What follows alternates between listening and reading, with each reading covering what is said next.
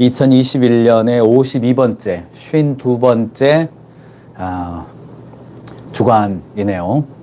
연일 뭐 TV에서는 사과를 했네, 사과가 아니네, 뭐 이런 이야기 나오죠. 또 뭐 어느 쪽 당에서는 뭐 당 대표와 후보자 간의 갈등이 있네, 또 어느 쪽에서는 사과조차 안 하네, 뭐 이런 이야기인데, 연일 뭐 우리가 대통령 선거 때문에 굉장히 이제 고민이 많이 되는 그런 시간이 지나는 것 같아요. 역대급 비호감 선거다, 뭐 이런 표현들까지 나오고 있는데, 사실 우리나라에, 저는 뭐 학부 시절에 역사 전공했습니다. 그리고 대학원에서 경영 그리고 교육 뭐 이렇게 전공했습니다만, 뭐 역사학도로서 이런 거에 관심을 갖지 않을 수 없죠. 그런데 조금만 뷰를 넓혀보면, 이게 공간의 뷰와 시간의 뷰를 넓혀보면, 제가 역사를 배우면서 배운 점 중에 하나가 뭐냐면 두 가지예요. 하나는 이제 시간을 넓혀보는 연습이죠. 옛날에는 어떠했는가, 그냥 기원 후만 따져도 2000년 동안의 역사는 어땠는가, 이런 게 이제 쭉 한번 보이죠. 그리고 공간은 어땠는가, 우리나라는 이런데 다른 나라는 어떠했는가, 이런 걸 보면 뭐 대한민국 좀 어려워, 뭐 이렇지만 사실 역사를 따져보면요, 현대 정치사만 따져보더라도 최근 300년 동안에 지금 이른바 서구의 선진국이라고 불리던 국가들, 또는 뭐 미국을 포함해서요, 여러 가지 정치 선진국이라고 불리는 곳들도 지금 우리가 당면하고 있는 이런 당황스러움, 뭐 이런 거 엄청 많았습니다. 뭐 일일이 뭐 따져볼 수 없을 정도로 무지막지하게 많아요. 그러니 대한민국 민주주의 어려워, 이런 이야기는 안 하시는 게 좋을 것 같습니다. 다만 우리가 여러 가지 과정을 통해서 배워가는 과정들, 또 이 과정을 통해서 우리가 얼마나 성숙해져 가느냐의 관점을 가지시면 좋을 것 같고요. 우리나라가 뭐 지역 정당에서 이념 정당화 된 지가 얼마 되지 않았고, 아직도 뭐 이념 정당화, 그러니까 가치를 중심으로 모이는 정당화가 되었을까요? 잘 모르겠습니다. 저는 아직도 잘 모르겠는데, 그 한참 힘들었을 때 제가 이게 도움이 됐던 책이 이 조너선 하이트의 바른 마음이라는 책이었는데요. 뭐 14년도에 나온 책인데, 여기 보면 이제 진보주의자의 세 가지 도덕 기반과 보수주의자의 세 가지 도덕 기반이 나온다. 이렇게 오름이라는 이야기죠. 진보주의자들은 사회적 정의에서 무엇보다 강조되는 것은 가난한 이들에게 동정심을 가져야 하며, 사회를 구성하는 각 하위 집단들이 서로 평등해지도록 투정해야 한다는 것이다. 또 사회적 정의를 이루기 위한 운동에서는 연대가 강조된다. 다 함께 힘을 합쳐서 최상류층의 악랄하고 위압적인 압제에 맞서 싸우자고 하는 것이다. 뭐 진보주의자들의 도덕 기반은 상당 부분 이렇게 공평성 테마가 많죠. 반대로 자유주의자들의 생각하는 자유의 개념은 사람들에게 정부의 간섭에서 벗어나서 독자적으로 살 권리가 있다는 것이다. 공평성과 부정직함에 기반해서 주가 되는 것은 비례 원칙과 인가 법칙이다. 여기서 중요한 것은 각자 자신이 한 만큼 받고 하지 않았으면 그만큼 받지 말아야 한다는 것이다. 뭐 자유로움에 대해서 굉장히 이제 강조하는 거잖아요. 그리고 이제 재미있는 연구 결과가 하나 있는데, 심지어 최근에 한 연구에서는 진보적인 교수들은 보수적인 교수들에 비해서 성적 편차를 좁게 하여서 학생들에게 좋은 점수를 주는 것으로 나타났다.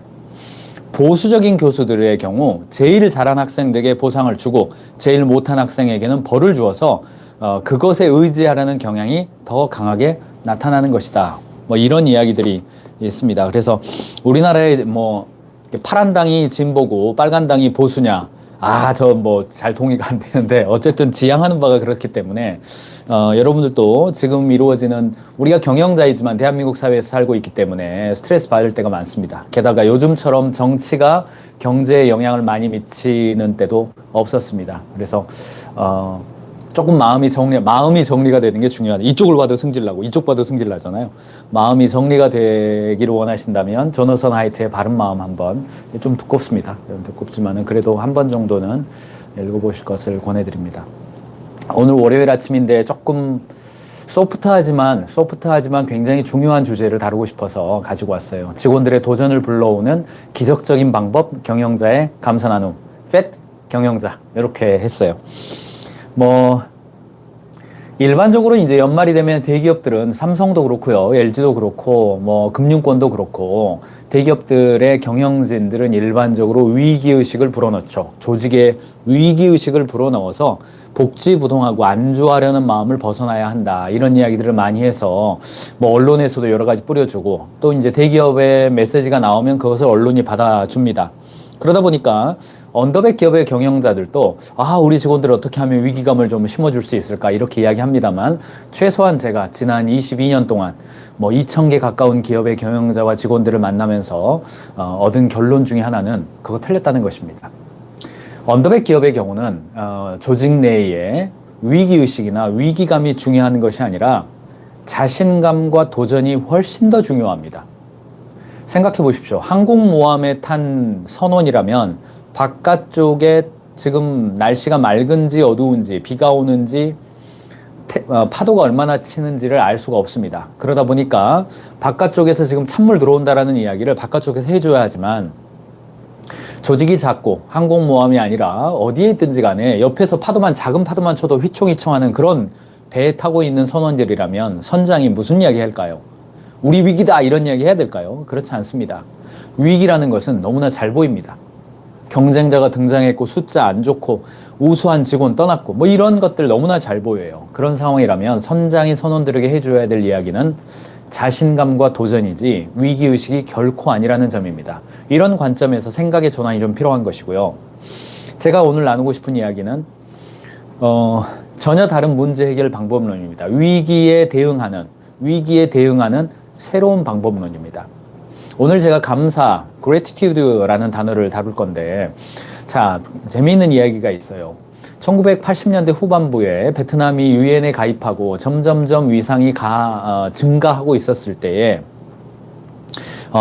유엔에 그 베트남 시골 지역의 아동들에 대한 영양실조 문제가 보고가 되죠. 그리고 유엔의 산하기관인 세이브 더 칠드런에서 그 문제를 해결하러 프로젝트로 진출을 합니다. 2년 정도 계획을 잡고 하노이 공항, 호치민 공항에 내립니다만 막상 내렸을 때 베트남 정부에서는 별로 탐탁지 않게 생각을 하죠.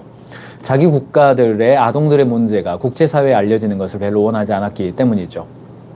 6개월 정도의 체류 기간만 보장한다고 말을 했을 때에 이 제리스터닌이라고 하는 이 프로젝트 팀이 선택한 방식은 전혀 새로운 방식이었습니다. 그게 뭐냐면 약 65% 정도 되는 아동들의 영양실조 문제가 있었는데 그 65%에 집중해서 문제의 원인을 파악하고 대안을 도출하고 실행하는 것이 일반적인 문제 해결 방법론 아닙니까? 맥킨지에서 정리해놓은 문제 해결 7단계 있죠. 그렇게 이제 계획하고 2년을 갔는데 6개월밖에 안 되는 거예요. 2년 잡았는데 6개월 만에 끝나야 돼요. 어떻게 했을까요? 네. 65%의 영양실조 걸린 아이들에게 집중한 것이 아니라 35%의 영양실조를 걸리지 않은 아이들에게 집중한 것이죠. 동일한 환경과 사회 경제적인 조건임에도 불구하고 안 걸린 아이들이 있다는 거죠. 그리고 그 안 걸린 아이들에게 집중한 것입니다. 그 결과 나타난 몇 가지 특징이 있었는데 그 첫 번째, 베트남 시골 지역의 아동들은 일반적으로 해 뜨면 먹고 해 지면 먹고 하루에 2번 먹는데 밝은 점, 그러니까 영양실조 걸리지 않은 가정은 하루에 그것을 4번으로 나눠 먹더라는 겁니다. 두 번째는 베트남 시골 지역에 보면 우리나라에 어렸을 때 보릿고개들처럼요, 민물가지하고 풀뿌리가 있어요. 그거를 전통적으로 안 먹는다고 그래요. 그런데 이런 집들은 민물가지를 먹이거나 풀뿌리를 먹는 거예요. 말려가지고 빻아서 물에 개워서 아이들에게 먹이는 거죠. 마지막 세 번째, 물을 마실 때 그냥 이렇게 우물에서 먹는 게 아니라 가져와서 가라앉힌 다음에 오랫동안 기다린 다음에 윗물을 떠서 아이들에게 먹인다는 거죠. 그런 관점에서 네, 최재우 회원님, 안녕하십니까? 인사해 주셨네요. 감사합니다. 여러분 보고 있습니다. 질문이 있으시면 하셔도 제가 답을 해드리고, 유튜브는 한 10초 정도 차이가 있어요. 약간 기다리시면 됩니다. 그런 3가지 특징을 발견을 하게 됩니다. 3가지 특징을 발견을 하게 되고, 그 3가지 특징을 발견하는데 불과 한 달도 안 걸리게 되죠. 한 달도 안 걸리게 돼서 나머지 5개월 동안 뭐 하고 다니냐면 그 3가지를 잘 할 수 있는 방법을 집집마다 돌아다니면서 경운기 머리에 엔진 띄워서 불 띄워가지고 밤마다 돌아다니면서 이른바 영양실조 안 걸리기 캠페인을 합니다. 더불어서 스택 반갑습니다.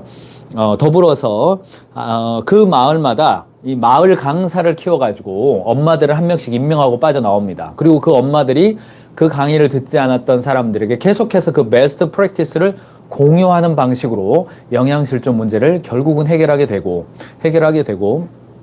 네, 김용래 대표님, 실제 위기의식을 줘야 될 때는 어떻게 해야 될까요? 왜? 좀 이따도 말씀드리겠습니다.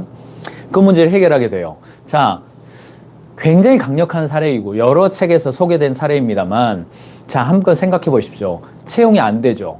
채용이 안 됩니다. 자, 뭐에 집중해야 됩니까? 왜 입사를 하지 않을까에서부터 출발하는 것이 아니라 이미 입사해서 근무하고 있는 사람들은 왜 근무하고 있냐는 말이죠. 그리고 채용을 지원한 사람들은 왜 지원했냔 말이죠.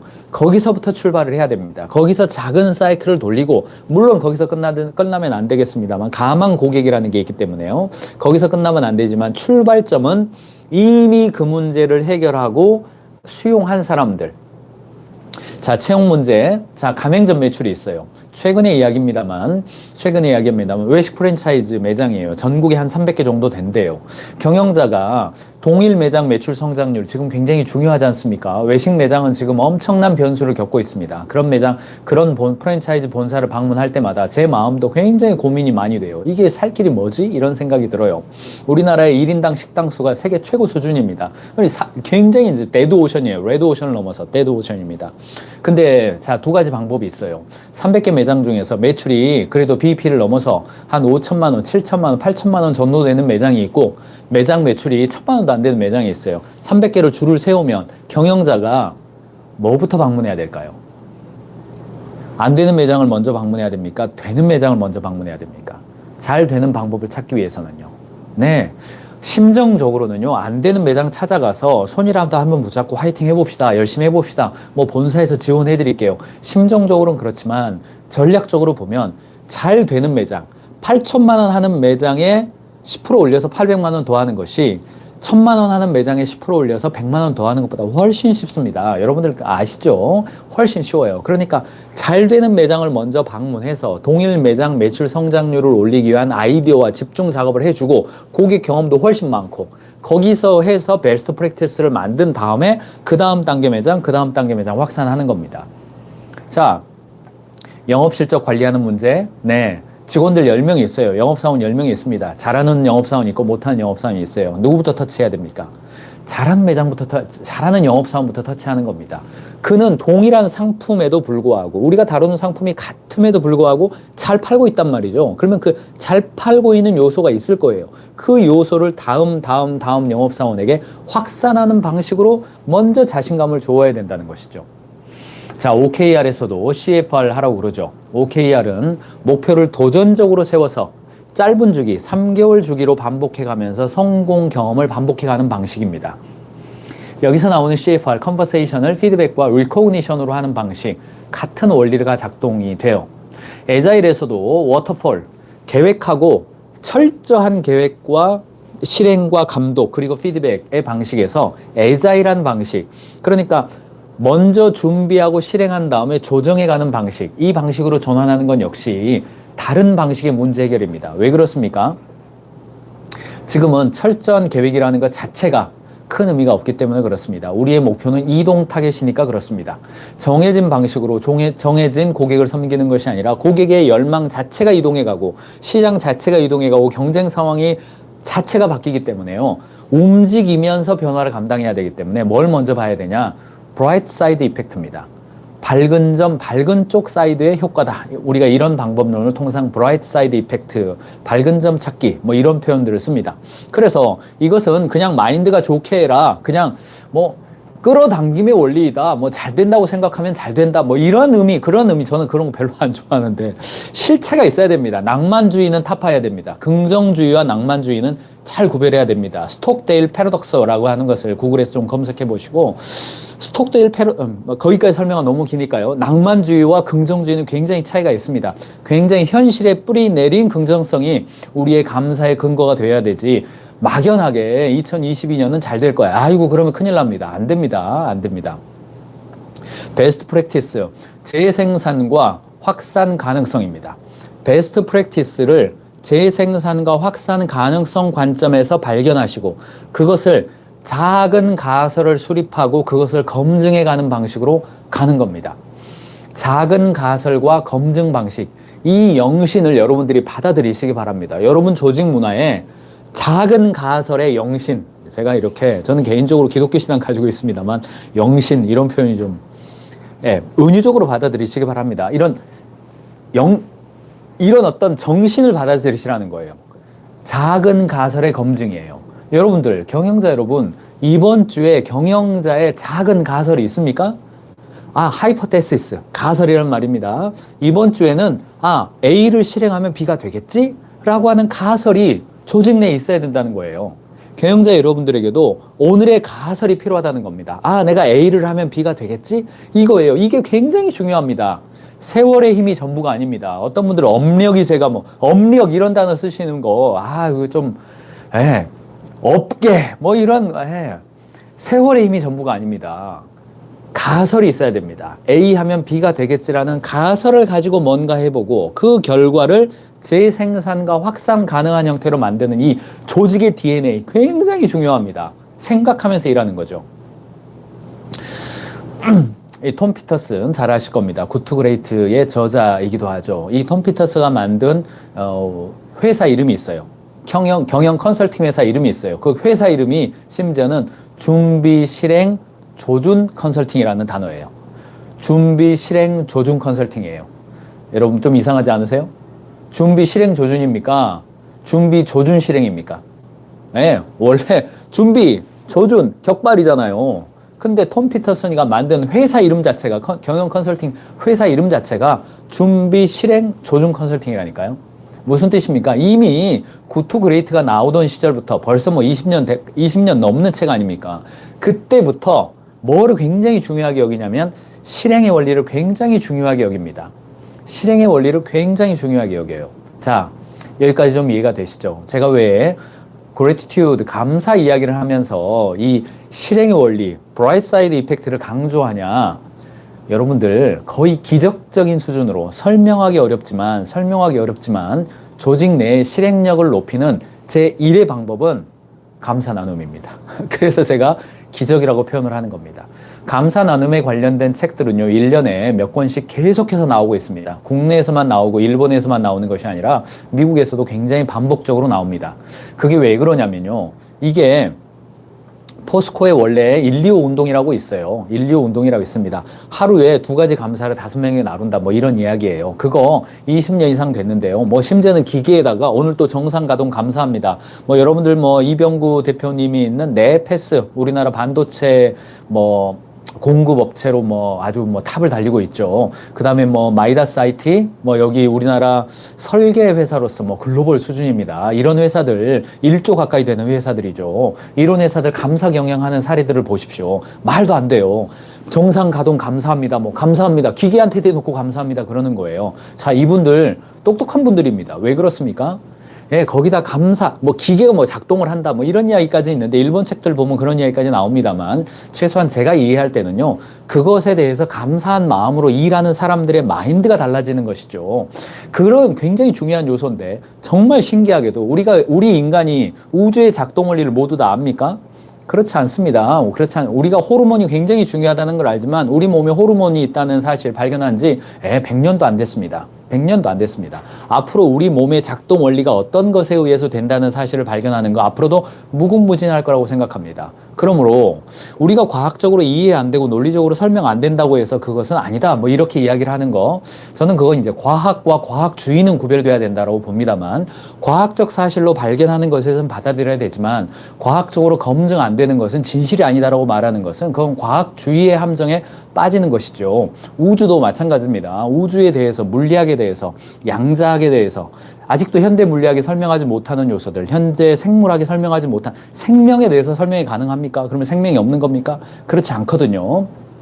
그러므로 감사라고 하는 거, 제가 감사라는 단어를 이 경영 벙커에서 꺼내서 이렇게 하셨을까봐 제가 말씀드립니다만, 저도 개인적으로 굉장히 이렇게 이성적인 스타일에 속합니다만, 제가 이해하지 못하고 논리적으로 설명 안 된다고 해서 그것을 진실이 아니라고 생각하던 시절도 있었습니다. 그러나 지금은 조금 또 다르더라고요. 제가 이해가 안 되는 것이지만 분명히 존재하는 게 있고 분명히 작동하는 원리가 있더라고요. 그래서 여러분들, 브라이트 사이드 이펙트를 나누는 가장 확실하고 기적적인 방법, 설명 안 되니까 기적이라는 표현을 쓴 겁니다. 기적적인 방법, 감사 나눔의 힘입니다. 자, 경영자 여러분들, 회사의 직원들이 도전하게 하고 싶다, 밝은 점을 보게 하고 싶다, 우리 회사의 제품과 서비스에 대해서 자꾸 문제만 지적하는 영업부, 자꾸 문제만 지적하는 생산부, 그거 좀 긍정적인 사이드로 바라보고 회사에 대해서 자부심 갖고 일하게 해주고 싶다.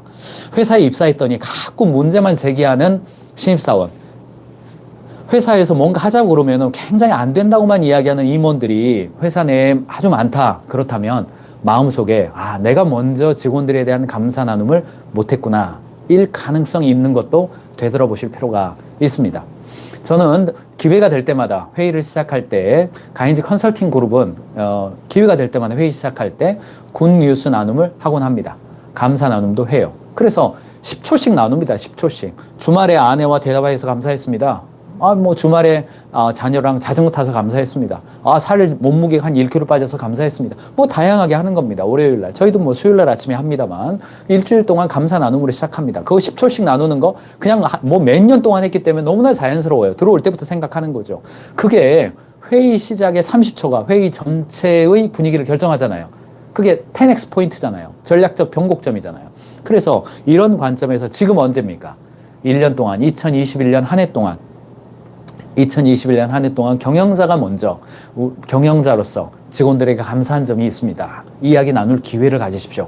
저는 개인적으로 가인지 컨설팅 그룹에 가장 감사한 거, 저희 직원들이 이제 50명 정도 가까이 됐습니다. 사명을 함께하는 실력 있는 동역자들이 합류한 거 제가 가장 감사했습니다. 12월 초에 저희 출정식을 이미 했습니다만 그때 앞에 나가서 경영자 스피치 하라고 했을 때 한 이야기예요. 두 번째, OKR 파워를 작년 연말에 출간을 해서 사람들에게 좋은 영향을 미치고 지금도 베스트셀러로서 잘 팔리고 있습니다. 그거 감사해요.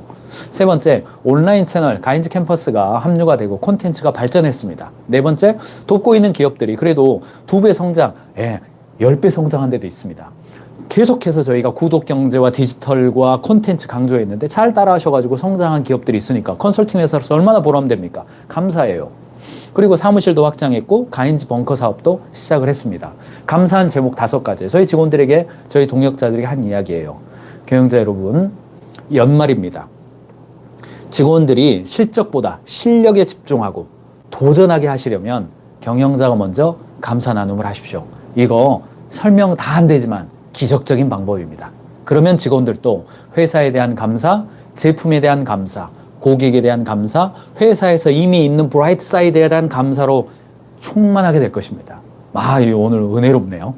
자, 먼저 말하고 질문하셔야 됩니다. 직원들에게 먼저 감사 이야기 해보세요 하지 마시고 먼저 말하고 질문하셔야 됩니다. 사장님 할 말씀 부탁드립니다 했을 때 다양한 자리에서 감사를 표하시기 바랍니다. 신입사원들이 많이 모여있는 자리다. 그러면 신입사원에 대한 감사를 중심으로 하시고, 고객사나 파트너가 모여있는 자리다. 그러면 그분들을 위한 감사를 하시고, 올해 김대리님에 대한 감사한 일이 있어요. 올해 팀장급들에 대한 감사가 있어요. 올해 임원급들에 대한 감사가 있어요. 올해 특별히 스크럼장들에 대한 감사가 있어요. 뭐뭐 해주어서 감사해요. 감사와 평가는 다릅니다. 뭐뭐 해서 잘했어 그러지 마시고 뭐뭐 해서 감사해요 이렇게 하시고, 필요하다면 작은 선물들, 일괄적으로 볼펜 하나 이런 식으로 나눠주지 마시고 그냥 누구는 주고 누구는 안 줘도 괜찮습니다. 지나친 공평주의에 빠지지 마시고요. 특별히 감사한 것 중심으로 이렇게 이야기하시고요. 특별히 그런 다음에 임원급부터 혹은 본부장급부터 경영자가 먼저 나눈 다음에 대표님은 또는 본부장님은 올해 가장 감사한 게 뭐가 있어요? 그러면 회사 일 먼저 하시면 개인적으로는 뭐가 있어요? 경영자가 먼저 개인적인 감사도 좀 나누시고 그렇게 하셨으면 좋겠습니다. 동시에 감사는 뭔가 나에게 잘된 일에 대해서 하는 것이 아니라 조금 내가 원하지 않은 결과가 나왔다 하더라도 그 원하지 않은 결과의 이면에 있는 감사한 일들 있잖아요. 그런 것들도 함께 해보시기 바랍니다. 저는 올해 개인적으로요, 가인지 캠퍼스 온라인 영상 사이트, 저희가 컨설팅의 디지털화를 추구하면서 집중했던 일인데 원래는 올해 한 9월 정도에 오픈할 것으로 염두하고 있었습니다. 그런데 그것이 두세 번 늦어지면서 내년 1월에 이것이 버전이 확 업그레이드가 됩니다. 여러분들 이미 지금 가인지 캠퍼스 요 파일 오늘 이거 이뻐졌죠? 제가 이거 자꾸 안 이쁜 걸로 하니까 저희 디자이너들이 로빈, 제가 로빈이잖아요. 로빈, 그 브랜드 컨셉 안 맞아요. 이렇게 바꿔드릴게요 하더니 저한테 바꿔줬어요. 그래서 주말에 가서 예쁜 걸로 바꿨는데 오늘부터는 이렇게 예쁜 약간 그래도 디자인이 포함된 컨셉으로 해서 가인즈 캠퍼스에 올려놓을 테니까 파일 다운로드 받으시고 여러분들도 경영자의 감사 나눔 여기다 이렇게 하신 다음에 먼저 이야기하시고 그 다음에 이렇게 어떤 감사가 있습니까? 이런 식으로 하시기 바랍니다. 가인즈 캠퍼스 그 사이트가 9월 달에 오픈이 됐더라면 지금 이제 추가적으로 기능을 넣은 거 다 반영 못했을 것 같아요. 그래서 내년 1월에 이제 한 달 정도 안 남았습니다만 그때 오픈이 될 텐데 여러분들도 들어오시면요 어느 순간 이렇게 딱 바뀌어 있을 겁니다. 바뀌어 있으면요 조금 더 유튜브스러운 인터페이스도 좋고 디자인도 더 예쁘게 그렇게 나오게 될 것 같습니다. 기대하고 있습니다. 저희 비전, 저희 내년의 꿈 중에 저희가 내년도에 그 어떤 비전 중에 하나가 대한민국 모든 오피스에 하루에 한 번 이상 가인즈 캠퍼스를 듣게 하자. 요게 이제 저희들의 비전을 가지고 하고 있는데 800만 사업자가 있습니다. 그래서 800만 사업자들이 다 가인즈 캠퍼스를 누리고 즐기면서 오피스에서 마치 넷플릭스를 보는 것처럼 교육을 그냥 즐기게끔 하자. 컨설팅이 아니라 컨설테인먼트로 가자. 라는 어떤 꿈을 가지고 저희가 만들고 또 업그레이드 해 가고 있습니다. 내년도에는 일단 10만 명까지 가겠다. 이렇게 달려가고 있습니다. 그 팀들이 지금 아주 의기충천해 있습니다. 여러분들도 아마 누리시게 될 것 같고요. 복지부동인 직원들, 김용래 대표님이 질문을 하셨습니다만 아마 회사 직원들 말고 다른 회사들을 지금 도움해줘야 되는 회사들 이야기 하신 것 같은데 그것도 마찬가지입니다. 먼저 감사를 나누고 긍정적인 이야기, 감사에 대한 이야기, 그 회사의 밝은 점에 대한 이야기를 먼저 불러넣어 주었을 때에 틀림없이 사람들의 마음속에는 누구나 적극적 성장 동기라는 것이 있습니다. 저는 대학원 때 상담을 전공했습니다만 상담가가 가져야 될 매우 중요한 요소는 내담자가 가지고 있는 문제에 집중하는 것이 아니라 제 아무리 문제가 있는 사람이라 하더라도 그 마음속에 내가 보다 더 나은 삶을 살고자 하는 긍정적인 성장 동기가 있다는 것을 발견해 주는 것, 그것을 미러링 해주는 것, 그것이 상담가의 매우 중요한 자질이라는 것을 배웠습니다.